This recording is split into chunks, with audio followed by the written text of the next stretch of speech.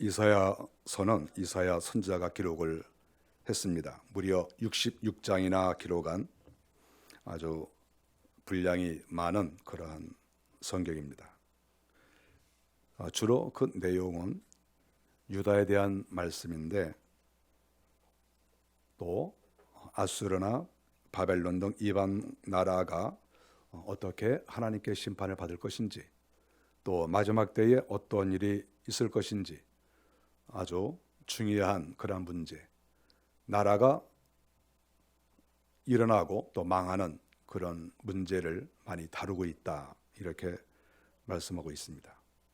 무엇보다도 영적인 나라, 하나님의 나라가 어떻게 올 것인가, 하나님의 나라가 이 땅에서 어떻게 영광을 받을 것인가, 그 부분에 대해서 아주 자세하게 말을 하고 있는 그러한 성경이라고 볼 수가 있고, 이러한 아주 깊은 내용, 미래에 대한 것, 메시아가 이 땅에 오시는 것, 이런 것까지라도 다 이사야 선지자가 이렇게 하나님 말씀을 들어서 기록했다고 하는 것은, 성경 자체도 우리는 당연히 귀하게 받아들이지만 이 성경을 기록한 이사야는 상당한 수준의 그러한 선지자다 하는 것을 알 수가 있습니다.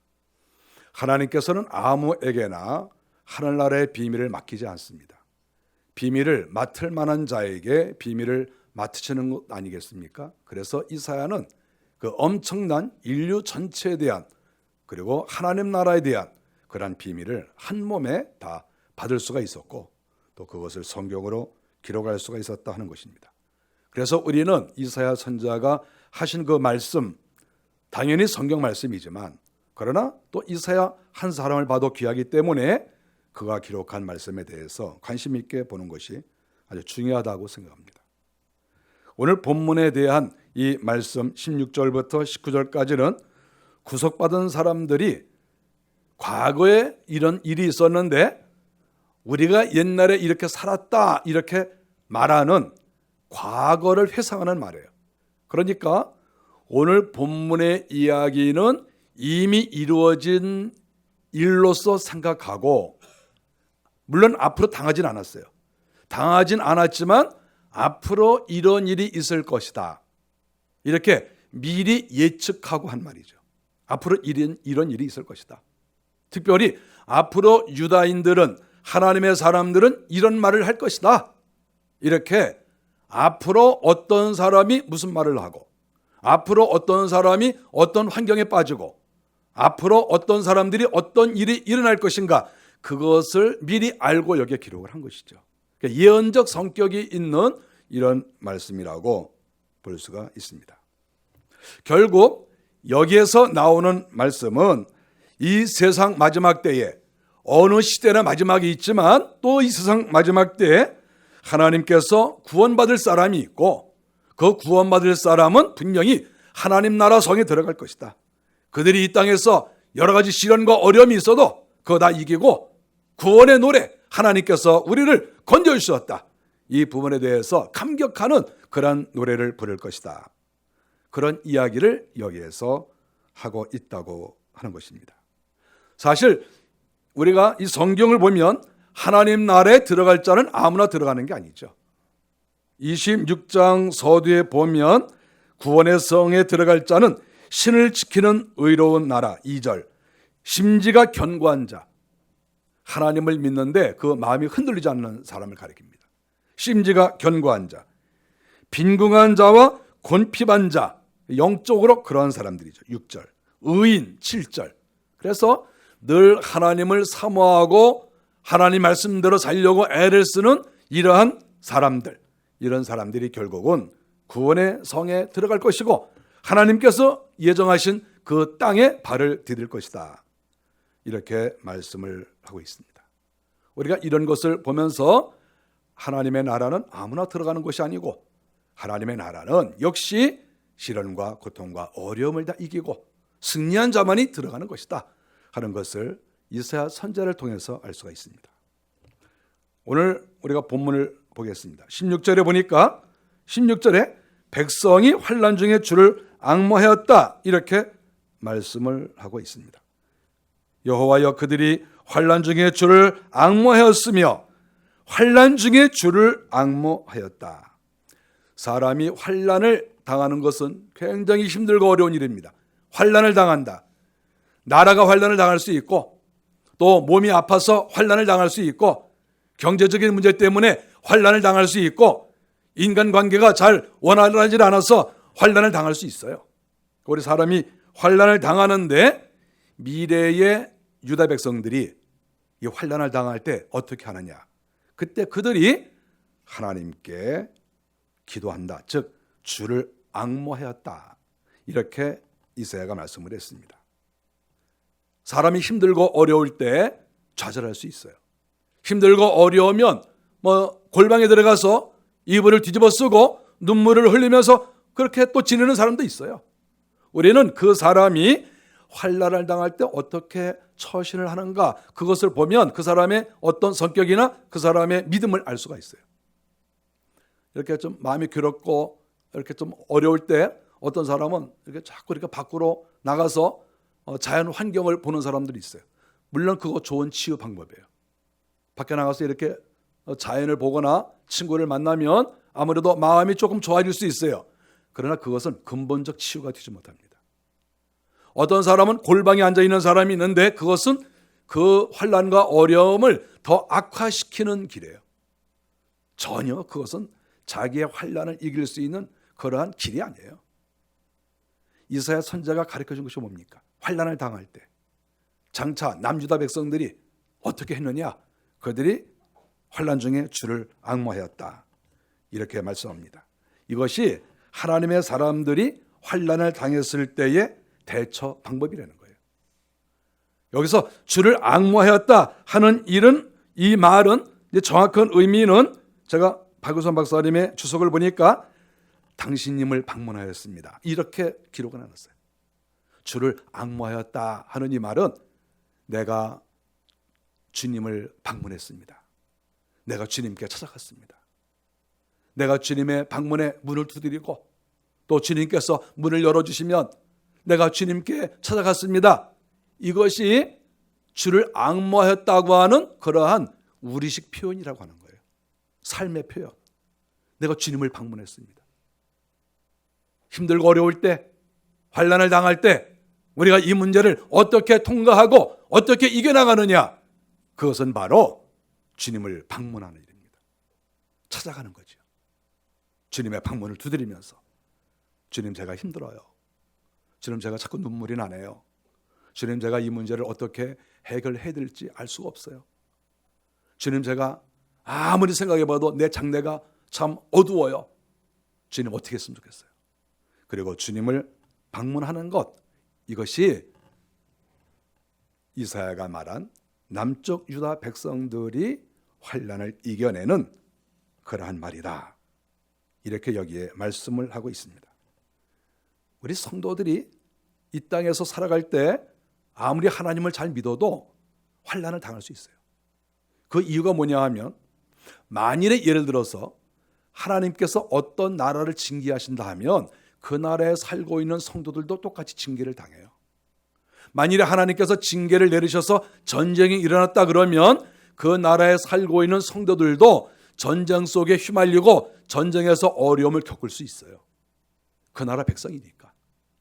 경제적이든 여러 수많은 그런 질병과 고통과 어려움을 함께 겪는 것이죠. 어쩔 수가 없어요. 그러면 거기에서 어떻게 헤쳐나가느냐? 바로 주님께 나가는 것이죠.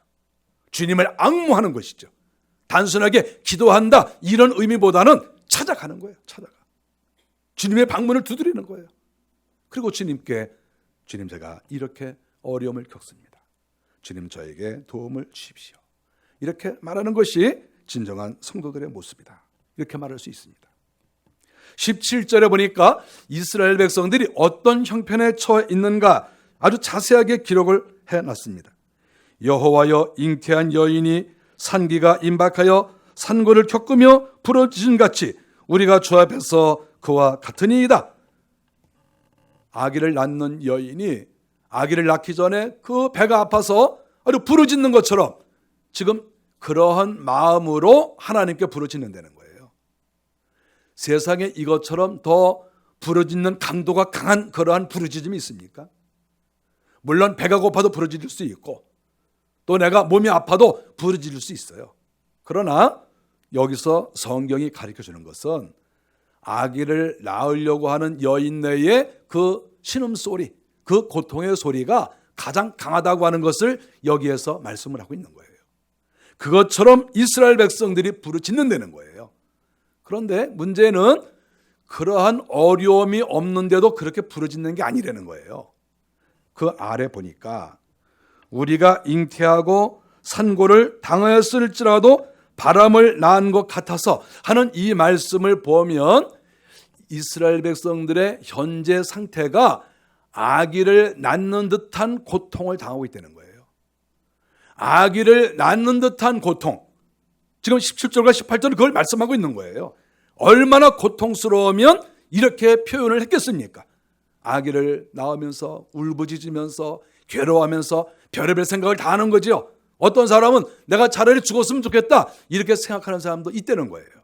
그만큼 힘들고 어려운 이러한 아기를 낳는 과정, 그 과정 속에서 울부짖는 여인네가 바로 하나님께 기도하는 모습인데, 바로 이스라엘 백성들 남쪽 유다는 실질적으로 아기를 낳고 아기를 출산하는 고통을 겪고 있다는 거예요.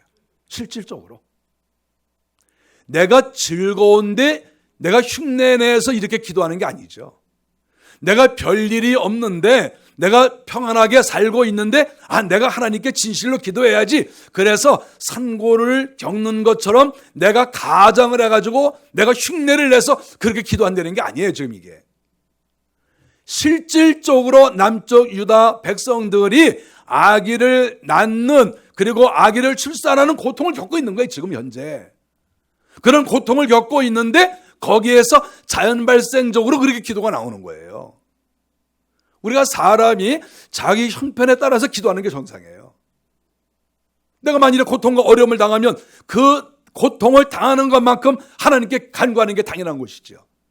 내가 힘들고 어려운데 하나님께 기도하지 않아요? 그것은 이상한 사람입니다. 내가 하나라고 하는 고통을 당하면 그만큼 내가 하나님께 간절한 마음으로 기도해야 돼요. 내가 열이라고 하는 고통을 당하면 열이라고 하는 그러한 마음으로, 그러한 자세로 하나님께 기도해야 되는 거죠. 아니 지금 내가 내 집에 기도할 양이 산더미 같은데 내가 기도를 하지 않으면 그럼 그 사람은 뭐예요? 왜 기도할 양이 이만큼인데 왜 그만큼 기도하지 않는 거죠? 기도해야 될 내용, 정말 내가 아기를 낳는 것과 같은 그런 치열한 기도가 필요한데 그러한 기도를 하지 않는 사람도 예상외로 많이 있어요. 어떤 사람은 하나라고 하는 정도밖에 이렇게 열정을 내서 기도할 필요가 없는데 그 정도밖에 약한데 어떤 사람은 자기가 셋, 넷, 다섯만큼 고통을 당한다고 생각하고 더 진실히 기도하는 사람도 있어요. 역으로. 남들이 볼 때에는 저 사람이 왜 저렇게 열심히 기도하지? 왜 저렇게 울부짖으면서 기도하지? 그래서 어느 때에는 정말 가까이 가서 이렇게 기도하시는 거 보니까 굉장히 이렇게 아주 애통하면서 또 날마다 지금 나와서 기도하고 그러시는데 혹시 이렇게 기도할 내용이 무엇인지 가르쳐 줄 수 있습니까? 그러면 제가 함께 기도하면 좋겠습니다. 이렇게 얘기하는 경우도 있거든요. 그런데 막상 그 얘기를 들어보니까 별거 아닌 거예요. 별거 아닌데 남들이 볼 때는 그거 아무것도 아닌데 그것을 가지고 아주 열정적으로 기도하는 그런 분도 있죠. 정반대로 어떤 사람은 집안에도 이만큼 문제가 있고 내 가족에게도 이만큼 문제가 있고 뭐 영적으로 경제적으로 또 환경적으로 여러 가지 문제가 이만큼 있는데 여기서 골마 썩어지고 있는데도 아무런 그런 문제가 없는 듯이 그냥 평범하게 살아가는 사람도 있어요. 조금만 내막을 알면 좀 이상하죠. 기도할 내용이 저렇게 많은데, 우리가 알기로는 기도할 내용이 많은데, 우리가 알기로는 밤새면서 기도하고 작전 기도라도 해야 되는 그런 입장인데 어떻게 저렇게 태평할까? 저 사람은 뭐지? 뭐 믿는 구석이 있나? 뭐 문제가 생겨도 괜찮다는 말인가? 이렇게 생각할 경우도 있어요. 그럴 때마다 답답하죠. 기도를 많이 안 해도 될 사람은 기도를 열정적으로 많이 하시고, 기도를 많이 해야 될 사람은 뻔질뻔질 그냥 돌아다니고 맹숭맹숭 지나는 그러한 경우가 교회 안에는 흔하다, 그거예요. 흔하다. 그런 걸 볼 때마다 우리는 사람이 이렇게 다르구나. 어떤 사람은 정말 주님을 방문하는 걸 좋아하는 사람도 있고, 어떤 사람은 오히려 주님께서 오시는 것을 꺼려하는, 주님을 만나는 것을 꺼려하는 그런 사람이 교회 안에 혹시 있는 것은 아닌가? 이렇게 의심이 들 만한 사람들도 교회 안에는 얼마든지 있다는 것이죠. 남쪽 유다가 산고를 겪었어요. 단순하게 잉태를 한 게 아니라 이제 아기를 낳았어요. 근데 아기를 낳으면서 수많은 고통을 했는데 막상 딱 아기를 낳는데 보니까 이게 아무것도 아닌 거예요. 빈 껍데기인 거예요. 여러분, 세상에 이런 억울한 일이 어디 있겠습니까? 만일에 내가 고통 중에 아기를 낳는데 이 아이가 갑자기 없어졌어요. 여러 가지 이유로. 그러면 이 엄마의 고통이 얼마나 크겠어요. 바로 성경이 그걸 가르쳐주고 있는 거예요. 남쪽 유다의 상황이 이렇다는 거예요. 고통은 고통대로 당하고, 어려움은 어려움대로 당하고, 환난은 다 당했는데 나중에 결과를 딱 보니까 빈 껍데기고 알맹이가 없다는 거예요. 알맹이가. 이것이 남쪽 유다의 모습이라고 이사야가 말씀하고 있는 거예요. 이것이 가장 세상에서 뼈아픈 것이고 이 땅의 어떤 고통과도 비교할 수가 없는 거예요. 우리가 얼마간의 재물은 잃어버릴 수 있고 또 명예도 잃어버릴 수 있는데, 내가 고통 중에 낳은 아이가 갑자기 없어져서 내 손에 빈손이고 내 고생이 허사가 되었다. 여러분, 이거 산모가 견뎌내겠어요? 그거 견딜 수가 없죠. 그런데 남쪽 유다가 바로 그러한 상황이다. 여기 그렇게 말하지 않았습니까? 우리가 잉태하고 산고를 당하였을지라도 바람을 낳은 것 같아서 남쪽 유다가 바벨론의 포로로 잡혀가고 또 70년 만에 돌아오고 하여간 많은 고통과 어려움을 겪었습니다. 고통을 많이 겪은 거죠. 말할 수 없는 고통, 그런 고통을 겪었는데 막상 다 그 고통을 겪고 나면 무엇인가 좋은 일이 있어야 되는데 나중에 보니까 좋은 일이 없더라, 그거죠. 우리가 인생을 살면서 하나님께서 우리에게 시련과 어려움을 줄 수도 있고 또 하나님이 주신 것은 아니지만 내 스스로 잘못해서 고통과 어려움을 겪을 수 있어요. 그런데 하나님은 어쨌든지 그걸 보고 계신다는 거예요.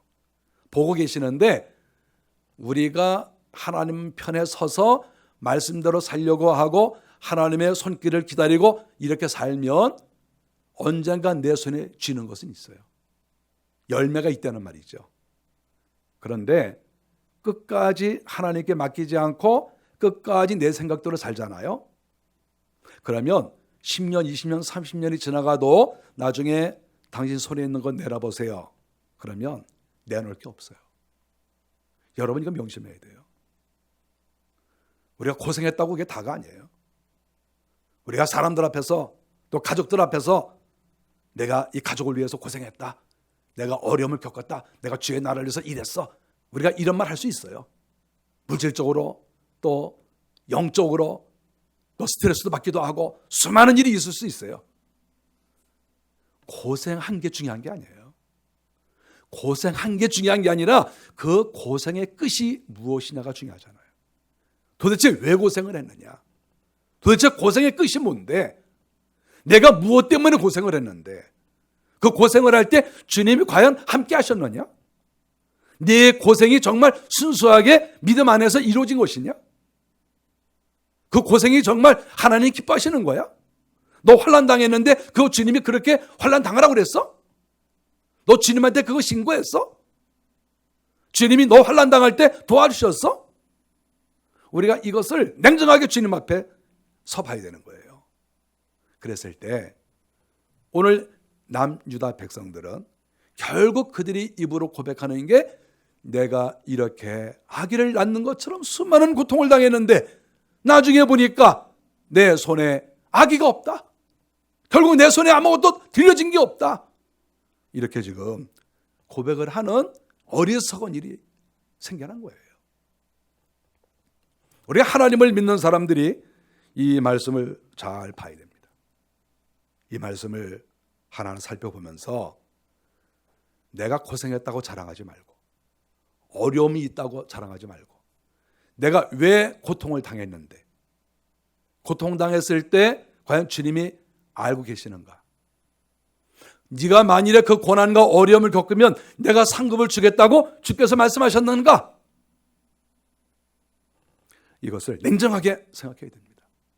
고생한 거 자랑하지 마세요. 그 고생이 자기 의로 고생했는지 누가 알아요? 자기가 잘못해서 고생했는지 누가 알아요? 자기가 죄진 것 때문에 고생했는지 누가 알아요?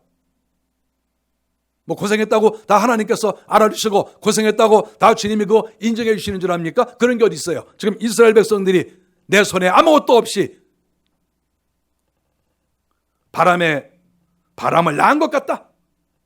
아무것도 없는, 고생은 고생대로 했는데 어려움은 어려움대로 겪었는데 결국은 바람을 낳은 것처럼 아무것도 손에 잡은 것이 없는, 이러한 것이 하나님을 떠난 사람들, 하나님이 함께하지 않는 그런 사람들의 결과라는 것을 우리가 알아야 돼요. 우리가 인생 살면서 이거 명심해야 돼요. 내가 하나님 바라보지 않고 제대로 살지 않으면 쓸데없는 고생만 하다가 죽는다. 그거 알아야 돼요. 자기는 나름대로 애쓰고 수고하고 뭐 그랬는데 왜 사람들이 내 고생한 걸 몰라주냐 뭐 이렇게 얘기하는 경우도 있는데, 지나고 보면 아니 열매를 좀 갖다 놓고 그런 말을 하면 좋잖아요. 무슨 열매가 이렇게 있어가지고 열매를 가족 앞에 딱 이렇게 내려놓으면서 내가 이 열매를 얻느라고 얼마나 고생했는 줄 아느냐. 그러면 가족들이 열매를 보고 정말 고생하셨군요, 이렇게 뭐 인정을 하든지 안 하든지 뭐 할 거 아니에요. 내가 주의 나라를 위해서도 뭔가 열매를 딱 갖다 놓고, 주님 제가 이렇게 주님 나라를 위해서 일을 했습니다, 성도 여러분들 내가 이렇게 고생했습니다, 그러면 어쨌든 주님이 보든 사람이 보든 그걸 보고 나서 정말 힘들고 어렵고 환난과 고통을 다 이기셨구나 이렇게 말할 거 아니에요. 아니 바람을 낳은 것처럼 아무것도 없는데 내가 열매가 내 손에 없는데 내가 고생했습니다 그러면 주님이 알아주겠어요? 사람이 알아주겠어요? 그걸 누가 알아주겠습니까? 그거를. 열매가 없는 것은, 그것은 우리 하나님의 사람으로서는 부끄러운 일이고, 또 바람을 낳은 것 같은 인생을 살면 그건 자기가 그렇게 한 거예요. 자기가. 주님은 그걸 원하지 않아요. 내가 인생을 살았는데 바람을 낳은 것처럼 아무것도 내가 맺은 게 없다, 절대 주님 그거 원하지 않아요. 주님은 자기 자신을 위해서든 가정을 위해서든 주의 나라를 위해서든 어쨌든 뭔가 열매가 있기를 바라는 거예요. 그것이 주님의 뜻이에요. 계속해서 말합니다. 땅의 구원을 베풀지 못하였고, 땅의 구원을 베풀지 못하였다. 여러 가지 의미가 있지만 어쨌든 자기가 할 도리를 제대로 하지 못하고 구원 백성을 만들어내지도 못한 것이죠. 결국에는 구원이라고 하는 것은 모든 분야에서 다 필요해요. 땅도 구원이 필요하고 사람도 구원이 필요하고 병든 자는 뭐 말할 것도 없고 모든 사람에게 구원은 필요합니다. 그런데 자기가 그렇게 애쓰고 수고하고 했는데 나중에 가만히 보니까 땅의 구원을 베풀지 못했다. 아무것도 열매가 없는 거예요. 우리 인생에게 있어서 구원이 얼마나 귀해요. 주님은 구원을 위해서 이 땅에 오신 거 아니겠어요? 그런데 구원을 베풀지 못했다. 한 게 없는 거예요. 그 다음에 세계의 거민을 출산하지 못하였나이다.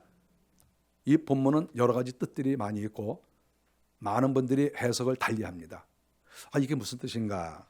여러 가지 그런 마음들을 가지고 있어요. 그러나 이것을 어렵게 생각할 거 없고 이것을 쉽게 생각하시는 것이 좋습니다. 쉽게 말하면 우리가 바벨론에 있을 때에도 바벨론에 70년 있었잖아요. 70년 있었는데 여기에서 세계의 거민이라는 것은 바벨론을 주로 말을 하고 있어요. 큰 나라, 세계의 거민. 그래, 큰 나라에 자기들이 갔는데 거기 가서 뭐 한 게 없는 거예요. 세계의 거민을 출산하지 못하였나이다. 이것도 남쪽 유다와 똑같은 의미로 쓰는 거예요. 유다에서도 자기 자체에서도 열매가 없다. 아기를 낳았는데 그 아기가 없어진 거나 마찬가지로 고생을 했는데 열매가 없다 이거잖아요. 이거 똑같은 평행법으로 저는 보고 있어요. 그래서 이것은 바벨론에 가 있었는데 거기에서도 자기들이 전도를 하거나 하나님의 백성들의 모습을 보여서 이방 사람들이 자기한테 나오지도 않은 거예요. 아니 70년을 거기서 일했으면 사람은 말이죠. 어디에 갔든지 70년 동안 살면 그 지역 사람들과 동화를 하는데 서로 영향을 주게 돼 있어요. 서로 영향을 주고받아요. 그런데 남쪽 유다 백성들은 바벨론에 70년이 있었는데 돌아올 때는 10%밖에 안 왔거든요. 90%는 거기 그냥 살았어요. 그러면 90%가 거기 살았으면 민족적으로 봐서는 90%를 뺏긴 거잖아요. 그러면 하나님의 입장에서는 90%를 빼앗겼으면 또 그 90%가 거기에 녹아들면서 구원 백성이 좀 나와야 될 거 아니에요. 90%가 거기에 퍼져 있는데 근데 거기에서 구원 백성이 나오지 않은 거예요. 그 수많은 사람이 거기에 있었는데 그 사람들의 삶의 모습을 보고 어떤 누구 하나라도 하나님을 제대로 믿는 사람이 나오지 않은 거예요. 그래서 출산하지 못했다 이렇게 얘기를 하는 거예요. 사람만 많으면 뭐예요? 유다 백성들이 바벨론에 가서 여기저기 퍼져서 살고 있었는데 나중에 보니까 다 동화돼서 가버렸지 동화돼서 온 게 아니라 이거예요. 원래 하나님의 사람이 진정으로 하나님을 믿으면 내가 동화돼서 빠져나가는 게 아니라 상대가 동화돼서 오는 거 아니겠어요? 예수 믿는 사람과 예수 믿지 않는 사람이 친구가 됐습니다. 그러면 둘이서 서로 지내다 보면 영향을 주고받을 거 아니에요. 그런데 어느 날 갑자기 술, 담배를 안 하던 사람이 술, 담배를 이렇게 하게 되고 교회 출석을 잘하던 사람이 교회 출석도 안 하고 여기저기 뭐 여행을 다니고 이렇게 되는 경우가 많거든요. 아니 그렇게 되는 것보다 오히려 정반대로 술, 담배를 그렇게 먹고 이 땅에서 못되게 굴던 사람이 예수 믿는 사람의 모습을 보고 나 이제 술 끊고 담배도 끊고 세상에서 못돼 치던 거 내가 다 끊고 나 바르게 살래. 그리고 오히려 이쪽으로 동화가 돼서 와야 영적으로 그것은 영혼을 낳은 거잖아요. 출산을 한 것이고 우리의 삶 속에서 우리의 생활 속에서 이런 영적 출산이 있어야 되는 거예요. 지금 바벨론 거민을 출산하지 못했어요. 세계적 거민을. 세월이 얼마나 지났는데 아니 그것도 한두 달 생긴 것도 아니고 1년 2년 지나간 것도 아니고 70년이라는 세월이 지나는데 어쩌면 그렇게 이방인이 하나님께 돌아오는 그 일에 그렇게 애쓰지 못했나. 이런 1년이 지나고 5년 10년이 지나도 열매 맺지 못하는 바람을 낳은 것 같은 그러한 삶을 사는 사람들이 이 땅에 많이 있는 거예요. 영혼을 건지는 것보다 더 귀한 일이 어디 있습니까? 우리는 이 땅에 살면서 가난한 자도 도와야 돼요. 병든 자도 도와야 되고 이건 당연한 거예요. 왜 해야 돼. 우리는 거기에서 더 중요한 게 뭡니까? 영혼을 건져내야 돼요. 그것이 영적 출산이에요. 영적 출산이 없어서 어떻게 그 사람이 주님 앞에 설 수가 있겠어요? 그렇지 않으면 바로 여기에 나와 있는 이런 고백밖에 할 수가 없는 거예요. 세계의 거민을 출산하지 못하였나이다. 이런 고백밖에 할 수가 없습니다. 바로 이러한 시점에서 하나님께서 은혜를 내려주십니다. 고통과 어려움이 다 끝나고 하나님의 때가 되므로 하나님께서 유다 백성들을 인도해 내십니다. 유다 백성을 인도해 내실 때 하나님께서 하신 일이 뭐냐 하면 19절에 보니까 주의 죽은 자들은 살아나고 그들의 시체들은 일어나리이다. 티끌에 누운 자들아 너희는 깨어 노래하라. 주의 이슬은 빛난 이슬이니 땅이 죽은 자들을 내놓으리로다. 주의 이슬, 주의 이슬은 빛난 이슬이니, 즉 남쪽 유다 백성들이 고통만 겪고 아무런 실적도 내지 못하고 이방 사람들을 주님 앞으로 인도해 내지도 못하고 완전히 참담한 지경에 있을 때, 바로 그때인데 지금 주의 백성들이 하나님께 기도했잖아요. 우리가 주를 앙망하나이다. 주를 앙망한 결과가 나오는 거예요. 이제 그 앙망한 결과가 뭡니까? 주님께서 이슬을 내려주신다는 거잖아요. 주의 이슬이 내린다. 주의 이슬은 빛난 이슬이다. 메마른 땅에 이슬이 내려서 그 땅이 적셔지는 것이죠. 땅이 적셔지면 그 땅 속에 씨앗이 있었는데 이 씨앗이 지금까지는 죽은 것처럼 된 거예요. 습기가 없으니까, 물기가 없으니까 이 씨들이 죽은 것과 마찬가지로 땅 속에 그냥 있었던 것이죠. 그런데 이슬이 내리니까 이 물기를 먹으면서 이 죽었다고 보는 씨앗들이 살아나서 땅 위로 올라오는 것이잖아요. 새파랗게. 이것을 성경은 표현하기를 땅이 토해낸다 이렇게 얘기를 하는 거예요. 땅이 토해낸다.